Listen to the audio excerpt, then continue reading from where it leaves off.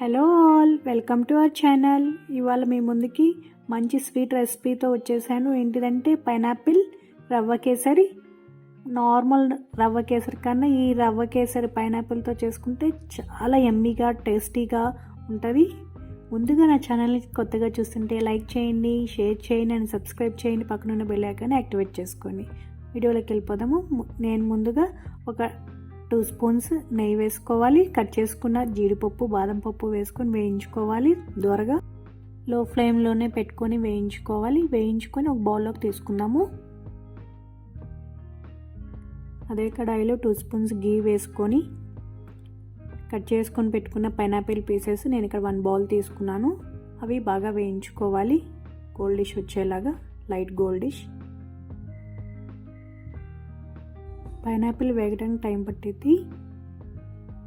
Medium ఫ్లేమ్లోనే పెట్టుకుని వేయించుకోవాలి. ఈ విధంగా వేగిన తర్వాత బౌల్లోకి తీసుకుందాము.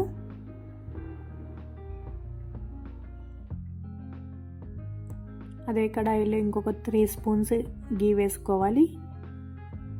ఒక 200 గ్రామ్స్ బొంబాయి రవ్వ వేసుకొని వేయించుకోవాలి. ఇది మనకి స్మెల్ బాగా వస్తుంది, అప్పుడు తెలుస్తుందండి. ఇది వేగడానికి టైం పట్టేది బొంబాయి రవ్వ. వేగిన తర్వాత స్మెల్ అయితే సూపర్గా వస్తుంది. అప్పుడు టర్న్ ఆఫ్ చేసుకోండి స్టవ్ని.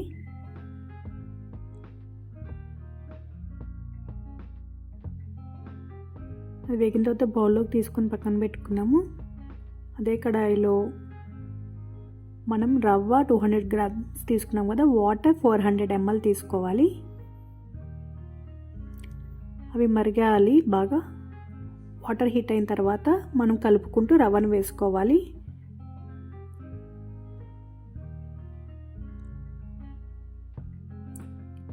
కలుపుకుంటూనే వేసుకోవాలి, లేకపోతే ఉండలు కడతాయి.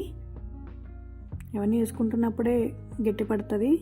ఇప్పుడు షుగర్ వేసుకోవాలి. మనం రవ్వ ఎంత తీసుకున్నామో షుగర్ కూడా అంతే తీసుకొని బాగా కలుపుకోవాలి.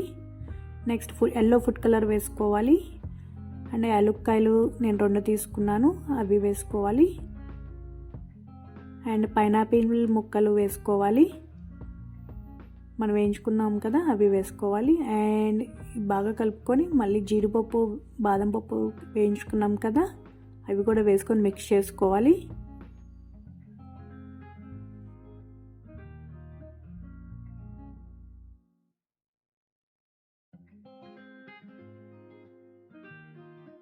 బాగా మిక్స్ చేసుకున్న తర్వాత ఇక్కడ నేను ఒక 40 గ్రామ్స్ గీ వేసుకుంటున్నాను. గీ వేసుకొని బాగా కలుపుకుంటూ ఉండాలి. ఇలా కలుపుకొని ఒక 2 మినిట్స్ మూత పెట్టుకుందాము.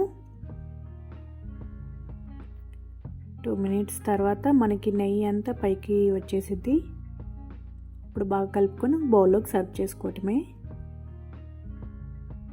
అదిగోండి, నెయ్యి అంతా చూడండి చుట్టుపక్కల అలా వచ్చేసిద్ది. ఇప్పుడు బాగా మిక్స్ చేసుకొని బౌల్లోకి సర్వ్ చేసుకోవటమే. అంతేనండి, ఎంతో యమ్మీ and tasty quick recipe pineapple రవ్వ కేసరి. మీరు కూడా ట్రై చేసి ఎలా వచ్చిందో నాకు కింద కామెంట్ సెక్షన్లో కంపల్సరీగా షేర్ చేసుకుంటారని ఆశిస్తున్నాను.